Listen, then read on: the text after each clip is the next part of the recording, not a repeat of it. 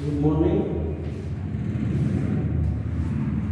આપણે ગયા લેક્ચરમાં જે થિયરી ભણી હતી વિષમતાની, હવે વિષમતાના અભ્યાસની રીત તો યાદ રાખો.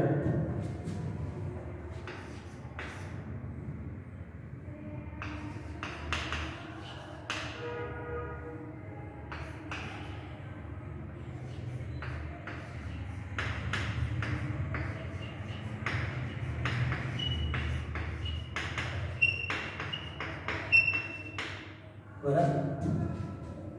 તો વિષમતાના અભ્યાસની રીતો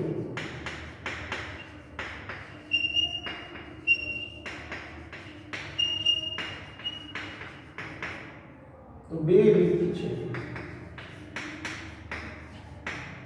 એક કાર્લ પિયર્સન,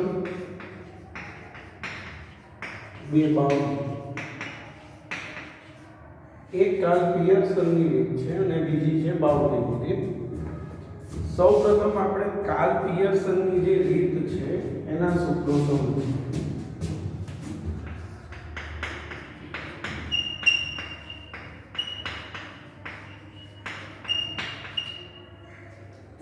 તો વિષમતા SK બરાબર x બાર માઇનસ m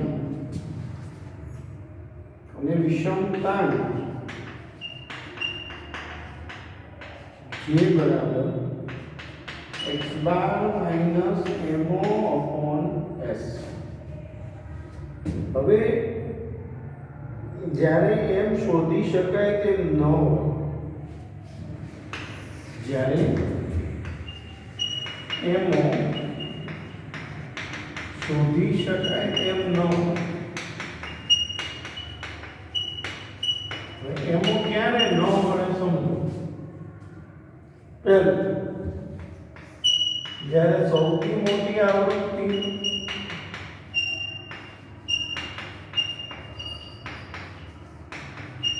બે વખત હોય.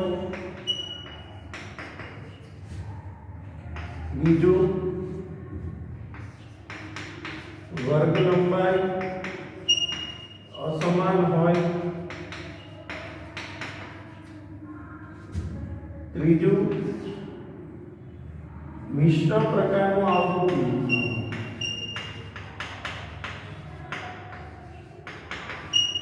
આવા સંજોગોમાં એમો શોધી શકાતો નથી. સૌથી મોટી આવૃત્તિ બે વખત હોય, વર્ગ લંબાઈ અસમાન હોય કે મિશ્ર પ્રકારનું આવૃત્તિ. આવા સંજોગોમાં એમો શોધી શકાતો નથી. તો ત્યારે એમથી દાખલો ગણવો પડે. તો સૂત્ર શું થઈ જશે? યાદ રાખજો. k બરાબર 3 m upon s. 3 x bar minus m upon s. એટલે વિષમતા અને વિષમતાંક શોધવા માટે આ બે વસ્તુ છે.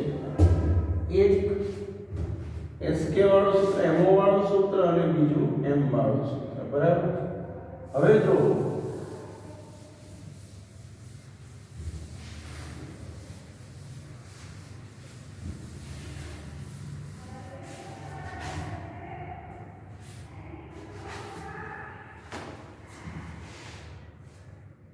ઉદાહરણ નંબર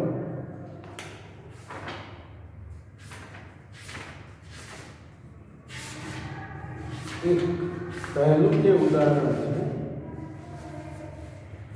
કે ભાઈ એક માહિતી માટે એક ટ્રાન્સપોર્ટ કંપનીના 50 ટ્રક દ્વારા રેલવે યાર્ડ જુદી જુદી ફેક્ટરીઓને કોઈ એક દિવસે દૈનિક ધોરણે એકમોની હેરફેર કરવામાં આવતી સંખ્યાને લગતી. તે પરથી કાર્લ પિયર્સનની પદ્ધતિનો ઉપયોગ કરી વિષમતા અને વિષમતાંક શોધો. હેરફેરની સંખ્યા xi. હવે 120, 130, 140, 150, 160,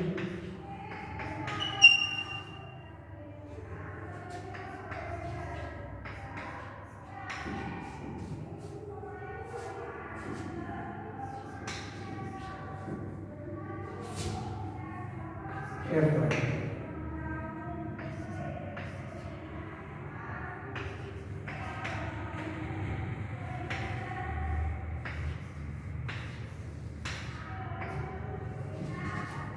બરાબર. હવે આમાં બધી સંખ્યાઓ મોટી છે ને બધામાં 0 છે, તો આપણે આને fi ની જગ્યાએ બરાબર વચ્ચે જે છે 160 એને a ધારી લઈએ. બરાબર છે. તો સમજો a બરાબર 160 એટલે 160 માઈનસ 160, તો અહીંયા માઈનસ 10 માઈનસ 20 માઈનસ 30 માઈનસ 4.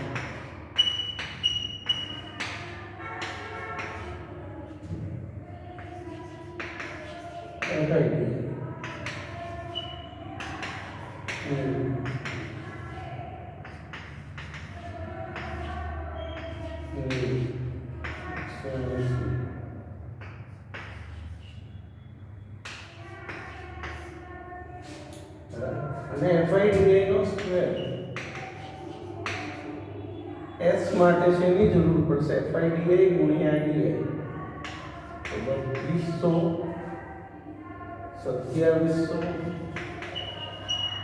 1600 500 900 3600 5400 અને 1600 ટોટલ કરીશું 50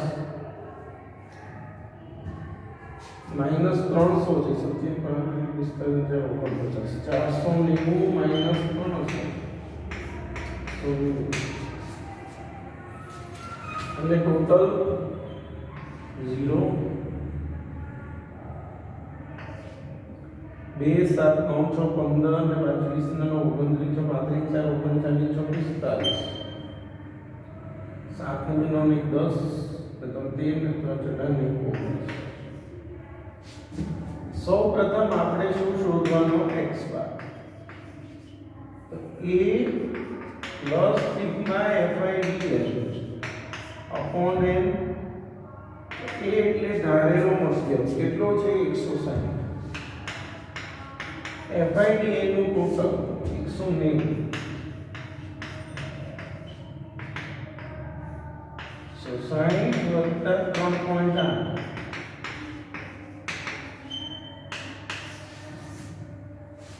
પછી m, તો સૌથી મોટી આવૃત્તિ ધરાવતો પ્રાપ્તાંક. હવે સૌથી મોટી જે આવૃત્તિ છે એ કઈ છે, તો સૌથી મોટી આવૃત્તિ છે કોણ છે 11, તો એની સામે કેટલા છે 160, mo બરાબર 160. હવે s નું સૂત્ર પ્રમાણિત વિચલન આપણે આગળ શીખેલા જ છીએ, fi નો square upon n, fi upon whole raise to square. fi નો સ્ક્વેર 19500, fi 190 ભાગ્યા 50,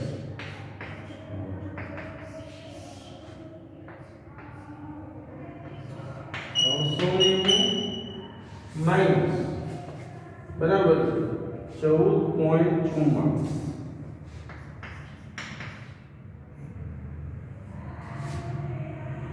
તો 375.56 અને એનું વર્ગમૂળ તમારી પાસે કેલ્સી છે એમાં તમે કરી શકશો, આવશે 19.38.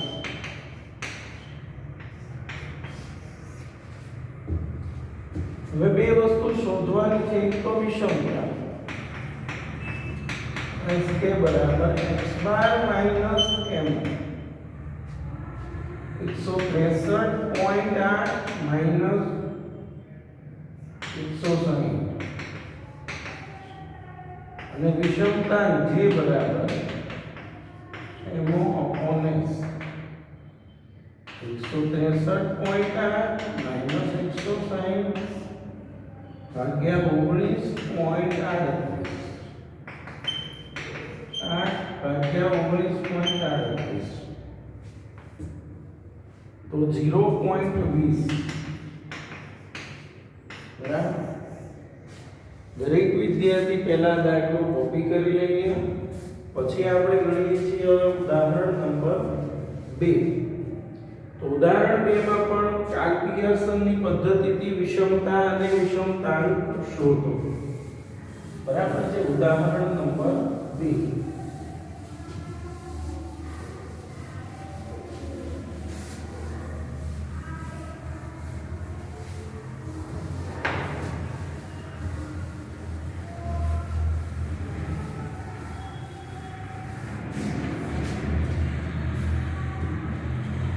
તો જો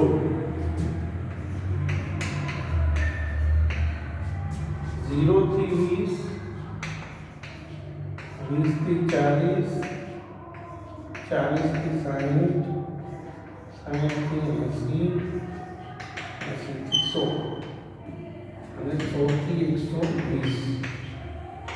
FI માં 5, 20, 40, 25, 6, 4. હવે વર્ગ હોય એટલે પહેલા તો મધ્ય કિંમત 20 ના અડધા 10, 30, 50, 70, 90 અને 100. પછી આવશે ડીએ. અને તમને સમજાયું છે ડીએ કોને ધારવાનો? બરાબર વચ્ચે જે લાઈન છે અને આને આપણે 50 ની ધારી દીધી. તો 0 માઈનસ 1 અને માઈનસ 2, 1, 2 અને 3. હવે FIDI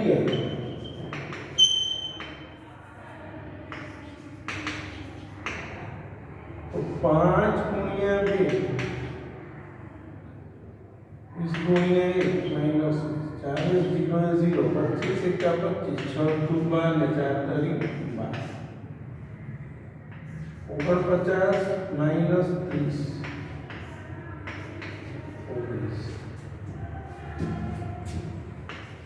FIDI નો સ્ક્વેર 10 દુ 20 20 25 24 અને 26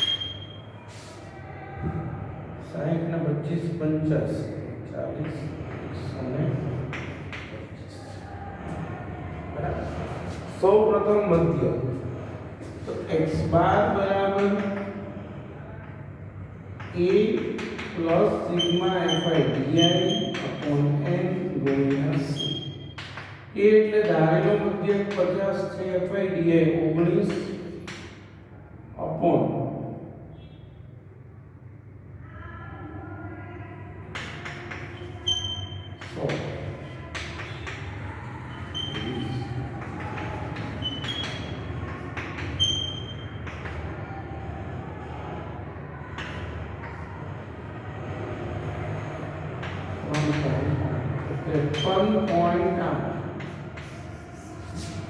બરાબર.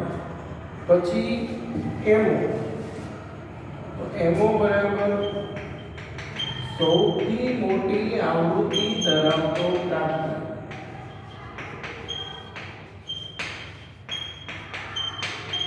હવે સૌથી મોટી આવૃત્તિ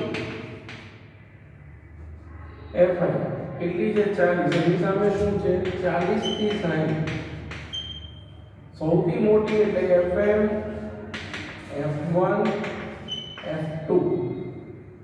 તો સૂત્ર શું છે એમો નું? L plus FM minus F1 2FM minus F1 minus F2 into C.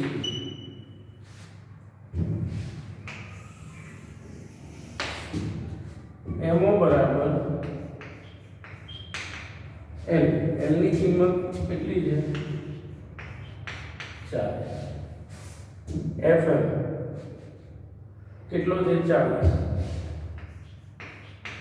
Minus F1 એટલે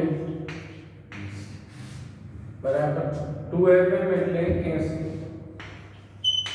માઈનસ 20 માઈનસ 25 ગુણ્યા 20. 40 પ્લસ 40 માંથી 20 જાય તો 20 ગુણ્યા 20 ભાગ્યા 35 40 વત્તા 400 ભાગ્યા 35 તો 11.43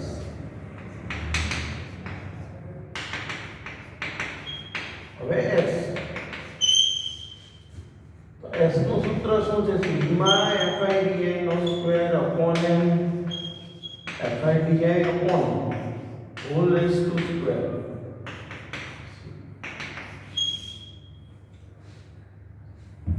125 ભાગ્યા 100 19 ભાગ્યા 100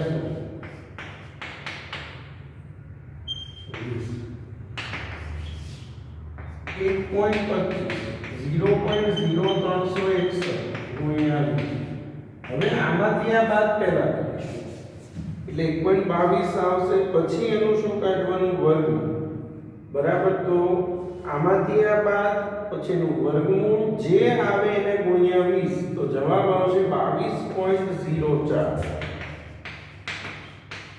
ફરીવાર સમજો આમાંથી આ માઈનસ કરો એનું વર્ગમૂળ કાઢો જે આવે વર્ગમૂળ એને ગુણ્યા 20 કરો એટલે 22.04 હવે વિષમતા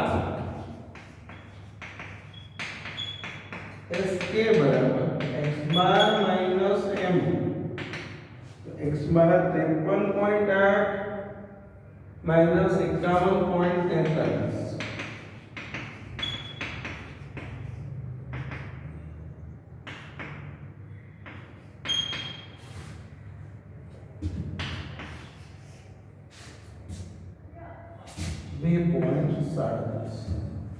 અને જે બરાબર x બાર માઈનસ mo upon s તો x બાર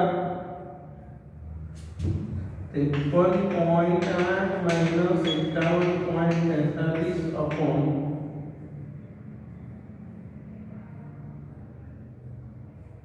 22.04 2.37 ભાગ્યા 22.04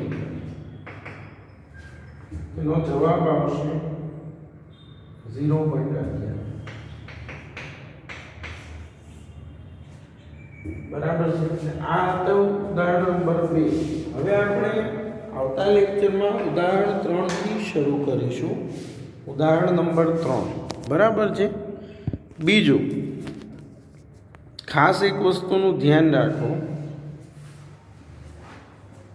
જ્યારે તમે આ દાખલા ગણો છો તમને ખબર કેવી રીતે પડે કે એમો આવશે કે એમ આવશે મેં વારંવાર આ સૂચન કરેલું છે આપણે બે જ વસ્તુ જોવાની એમો ક્યારે આવે સૌથી મોટી સંખ્યા એક વખત f અહીંયા જો સૌથી મોટું કોણ હતું 40 એક જ વખત છે અને બીજું આ વર્ગ લંબાઈ સરખી વર્ગ લંબાઈ સમાન હોય મોટી સંખ્યા એક વખત આવતી હોય તો એમ એની સિવાય કશું પણ હોય તો આપણે દાખલો m થી ગણવો પડે મધ્યસ્થી હવે મધ્યસ્થી જો દાખલો ગણવાનો આવે તો આ તો બધું આવવાનું છે એક ખાનું વધી જશે કયું ખાનું CFI કારણ કે મધ્યસ્થ શોધવા માટે સંચય આવૃત્તિની જરૂર પડે સંચય આવૃત્તિ CFI વગર મધ્યસ્થ ના શોધી શકાય બરાબર છે એટલે બહુ ક્લિયરલી યાદ રાખવાનું અને ના સમજાય ના યાદ રહેતું હોય તો 5-10 વખત લખી લેવાનું ભાઈ એમો નો દાખલો હોય કેવી રીતે છે ખબર પડે કે એમ નો દાખલો છે એની ખબર કેવી રીતે પડે કે આ ખબર પડે તો જ દાખલો આગળ થાય એના વગર ના થઈ શકે એટલે આ બહુ ક્લિયરલી સમજી લેવાનું છે કે એમો છે કે એમ છે સૂત્રની અંદર બરાબર છે કારણ કે મેઇન વસ્તુ એ જ છે કે ભાઈ બાકી બધું x બાર અને s કોમન છે હવે એમો આવશે કે એમ આવશે આપણને ના ખબર પડે તો આપણો દાખલો આગળ ના વધે એટલે આ વસ્તુ આપણે ક્લિયર રાખવાની કે એમો આવશે કે એમ ખબર કેવી રીતે પડે એ ખાસ સમજવાનું છે હવે આવતા લેક્ચરમાં ત્રીજું ઉદાહરણ જે છે ત્રીજું ચોથું પાંચમું આ 3 દાખલાઓ આપણે ગણીશું બરાબર છે અને બધા ખાસ આ દાખલાઓ જે બુકમાં કોપી કરો છો વ્યવસ્થિત લખતા રહેજો બરાબર થેન્ક યુ